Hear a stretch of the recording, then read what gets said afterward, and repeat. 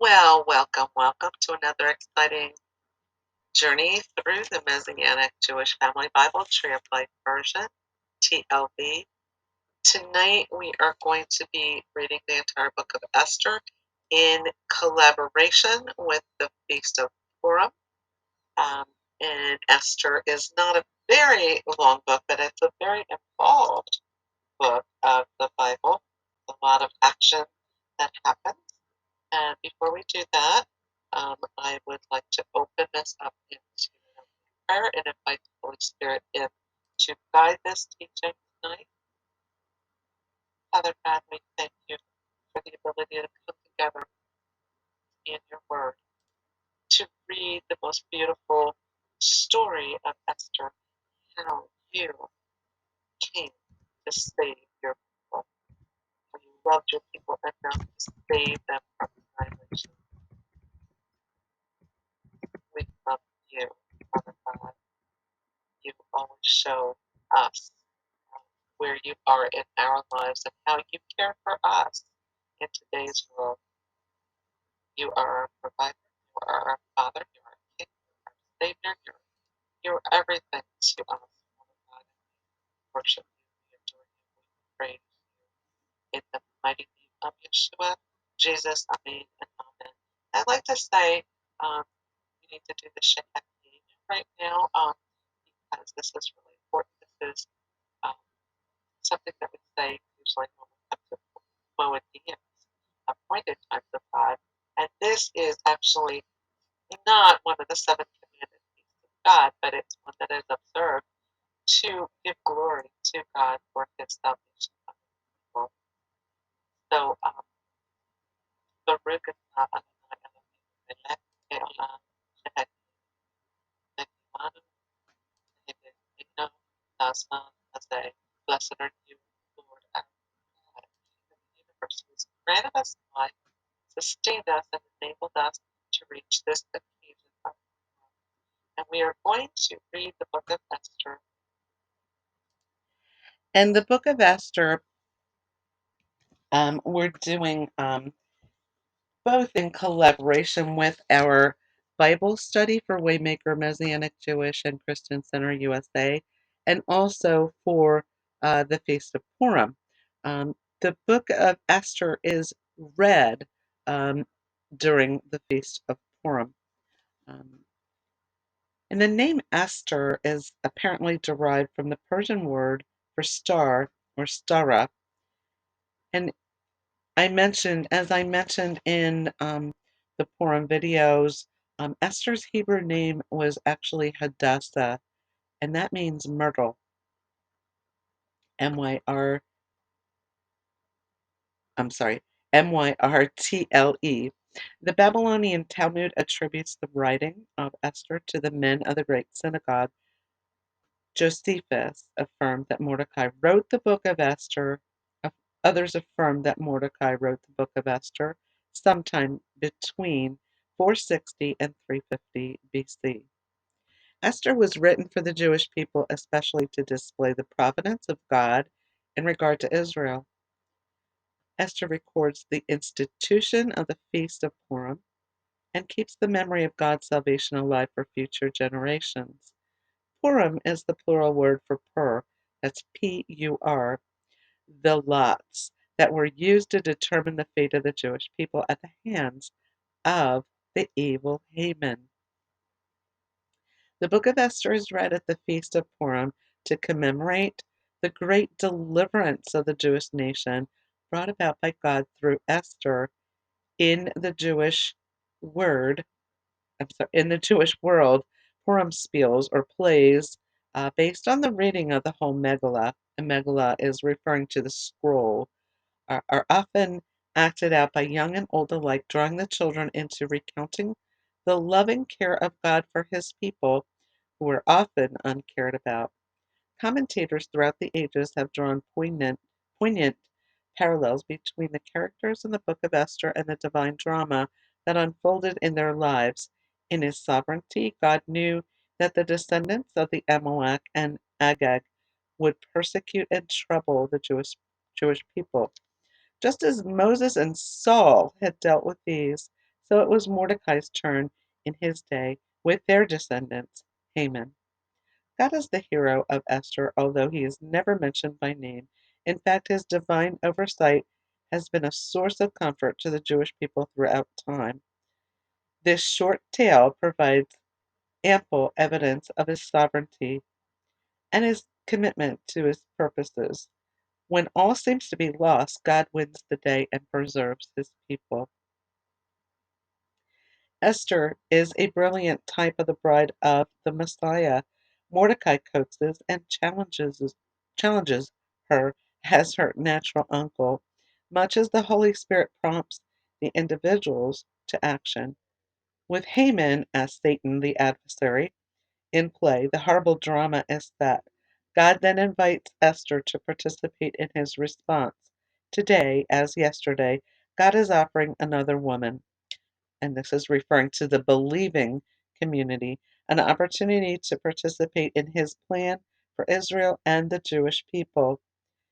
His new covenant bride must recognize her Jewish roots and proclaim her kinship through credible witnesses, intercession, and participate in rescue when appropriate. Thankfully, more believers are coming to understand these issues as the era of Messiah draws near. So we're going to begin with chapter 1, Persian King's Banquet. This is what happened in the days of Ahasuerus, the Ahasuerus who reigned over 120 provinces from India to Ethiopia. At that time, King Ahasuerus sat on his royal throne in the castle in Shushan. In the third year of his reign, he gave a banquet for all his princes and his servants. The military leaders of Persia and Media, plus the nobles and officials of the provinces, were present. He displayed the vast wealth of his kingdom and the splendor and glory of his majesty for many days, 180 days. When these days were over, the king gave a banquet lasting 7 days in the garden court of the king's palace for all the people who were present in the palace at Shushan, for both the greatest to the least. There were white and blue linen curtains hung by cords of fine linen and purple and silver rings, and marble columns, gold and silver couches on a mosaic pavement of alabaster, marble, mother of pearl, and minerals. Wine was served in golden goblets, each of which was different from the other, and the royal wine was abundant according to the king's will, in keeping with the law. There were no restrictions on drinking, for the king had instructed the supervisors of his household to comply with each person's desire. In addition, Queen Vashti held a banquet for the women in the royal palace of King Ahasuerus. The next section, Vashti refuses to appear. On the seventh day, when the heart of the king was merry from the wine, he commanded Mehuman, Bizatha, Harbona, Bigtha, Abagatha, Zethar, and Carcass, the 7 eunuchs who attended Ahasuerus the king, to bring Queen Vashti before the king wearing the royal crown. He wanted to show the people and the officials her beauty, for she was very attractive. But Queen Vashti refused to come at the king's command, conveyed by the eunuchs. Then the king became furious and burned with anger. So the king consulted the wise men who discerned the times, for it was the king's practice to consult experts in matters of law and justice.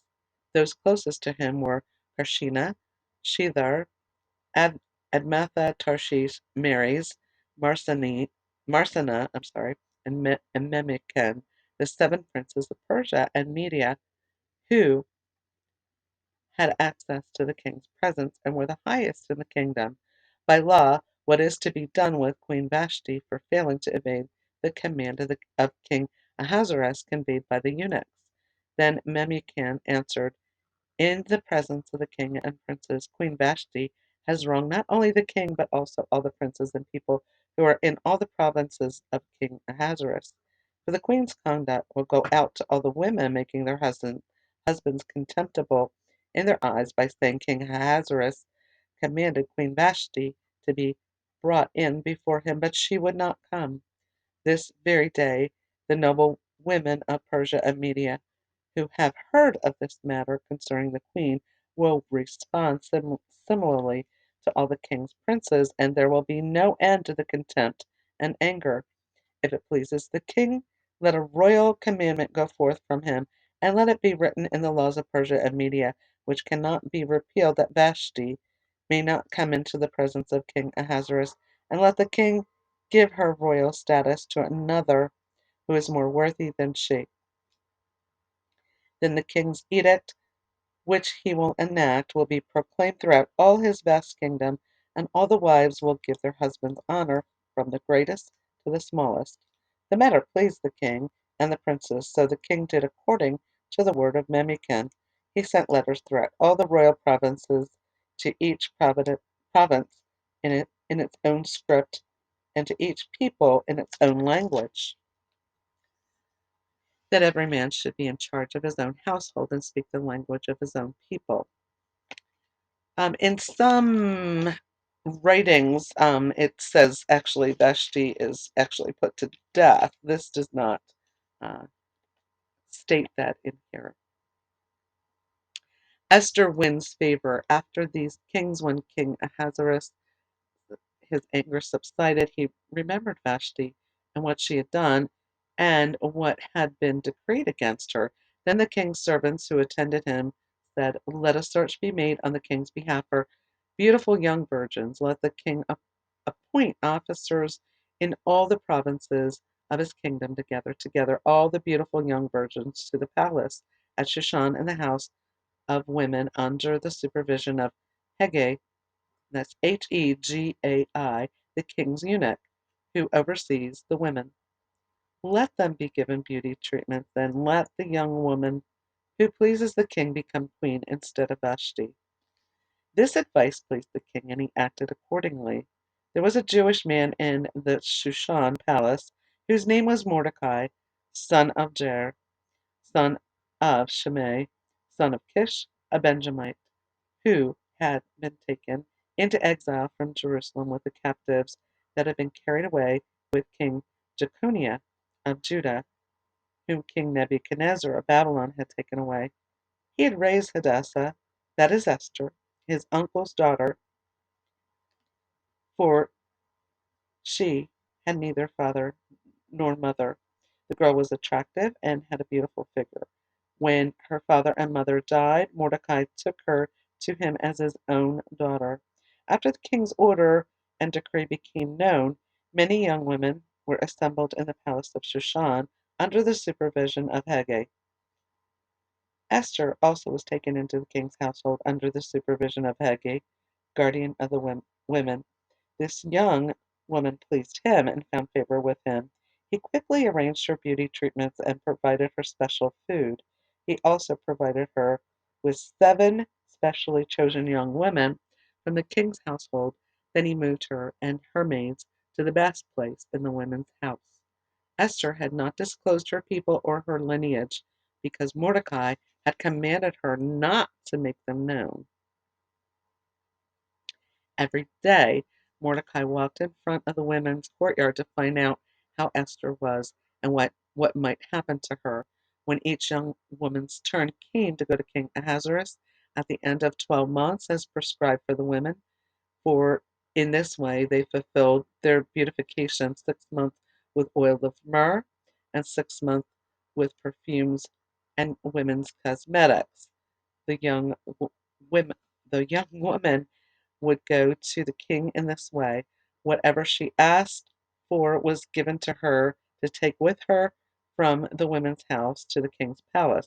In the evening she would go, and in the morning she would return to the second women's house under the supervision of Shashgaz, the king's eunuch, guardian of the concubines.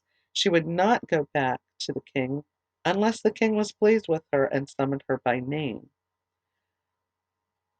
When the turn came for Esther, the daughter of Abihail, the uncle of Mordecai, who had taken her as his daughter, to go to the king, She did not ask for anything except what Haggai, the king's eunuch, the guardian of the women, advised, and Esther won favor in the eyes of all who saw her. Then Esther was taken to King Ahasuerus at his royal house in the 10th month, which is the month of Tevet, in the 7th year of his reign. Now the king loved Esther more than all the other women, and she won his grace and favor more than all the other virgins. So he placed the royal crown upon her head and made her queen instead of Vashti. Then the king gave her a great banquet, Esther's banquet, for all his princes and servants. He proclaimed a holiday for the provinces and distributed gifts in keeping with the king's wealth. When the virgins were assembled a second time, Mordecai was sitting in the king's gate. Esther had not yet made known her lineage of her people, just as Mordecai had told her. Esther continued to follow Mordecai's instructions as she had done when he was bringing her up. Mordecai foils a plot. In those days, while Mordecai was sitting at the king's gate, Bithan and Teresh, two of the king's eunuchs who guarded the doorway, became angry and conspired to assassinate King Ahasuerus. But Mordecai found out about the plot and told it to Queen Esther. Esther informed the king in Mordecai's name. When the matter was investigated and found to be so, they were both hanged on a gallows. It was then written in the book of the Chronicles in the king's presence. Chapter 3. Haman hates the Jews.